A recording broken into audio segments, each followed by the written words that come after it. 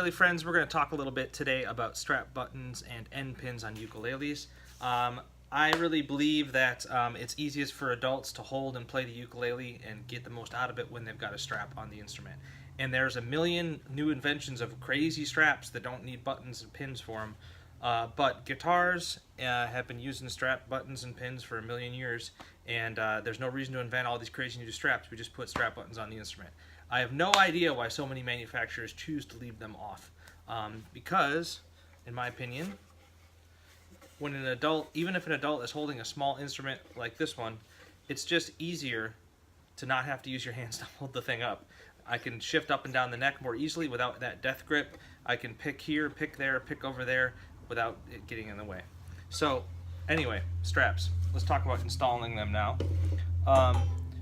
This little Kala baritone is a great example where it's a pretty big ukulele.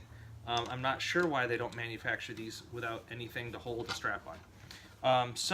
What we have to do is drill a hole here and drill a hole here in order to install a little strap button. So we'll show these up close in a moment. And I'll also show you what I do on my own instruments, which is slightly different than on one like this. So yeah, let's get to it. Okay, so on an instrument like this one, in my opinion, you need a strap button right here, and you need one right here, so that when you put a strap on, it's balanced. Some people put just one here and then tie to the headstock. That's fine, but I prefer this. So a little strap button that you get from a guitar store, it's got three parts. It's got a screw, it's got the button. It usually has a little felt washer there as well. To install these, I use an 1/8 inch drill bit, and I put a depth stop on it, but you could also just put a piece of tape if you wanted, or whatever you want to do. So to begin with, I'm going to drill right here.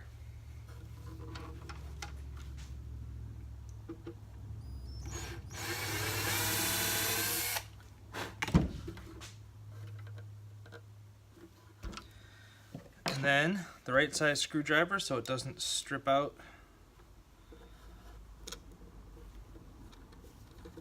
Everyone says, will this affect the value of my instrument if it has strap buttons? And my answer is no, especially because it's more playable. So in my opinion, the value is greater, as long as it's done properly. Okay, so that one's done right there. Now on this end, traditionally on an instrument I'm constructing, or on a guitar or a violin, there's a piece that's more like this. This is called an end pin. We'll talk about that in a second with this instrument. On an instrument of this level, a factory-made Chinese instrument like this Kala, I'm just going to put another one of these strap buttons. So it's got a seam on there already to show me where the center end is. I just have to get it in the center there. One thing to watch out for, some instruments made overseas, some Chinese instruments, don't have a block of wood right here to hold a strap button very well. And the only way you can tell is by looking inside. I've already looked inside this one, but I have to admit, I've been surprised a few times. So let me drill my little hole. Centered on the seam.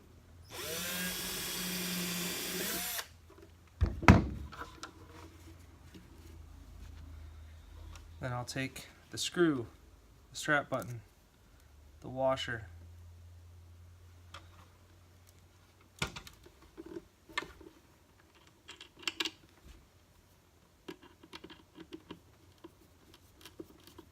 now if it didn't have a block of wood behind this seam, which I'm not sure why those are an instrument's constructed that way either, this screw could pull out and rip out.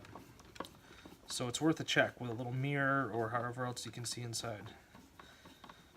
Or sometimes I can tap on it with my finger and know if it's solid wood behind there or not. Okay, so this Kala, especially since it's a baritone, really needs it. Now it's ready to hang a strap from here and from here, which holds it in this playing position, which is what I think is best.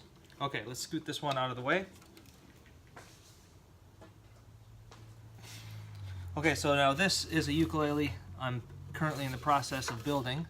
and it needs to have a strap button right here. But on this end, I'm going to use this end pin. So, you know, the history of the end pin, I think it comes from violin family instruments, which this is stuck in this end of the violin, and the tail gut that holds the tailpiece on comes down and touches this.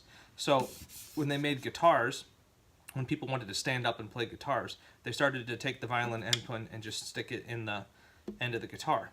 So it's a little more complicated to install because it's tapered. It's not straight. So I've already got a hole drilled here that's undersized, and in order to get the taper, I have to use this reamer.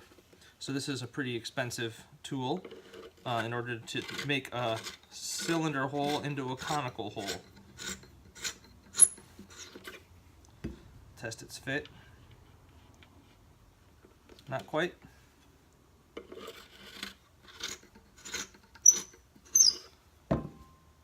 Try again.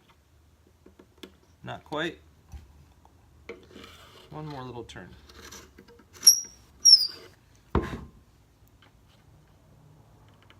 Good. So now I'm just going to take one tiny dot of wood glue, carefully spread it. Probably be a little too much, we'll have to wipe it off. Carefully push it in.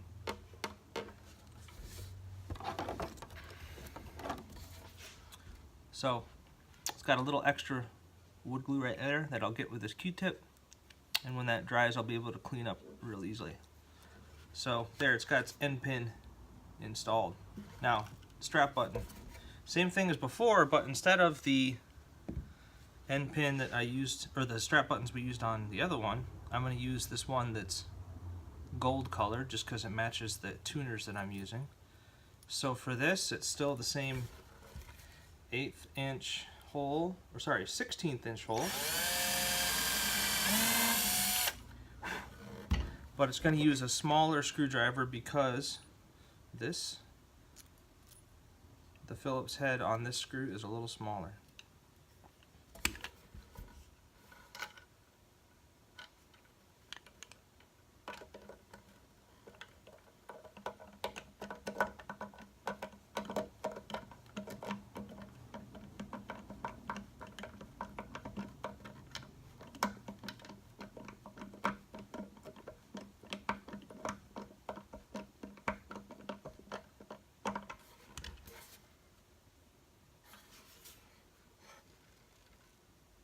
There you go. Strap buttons and end pin on this instrument, ready for years of service. Cheers.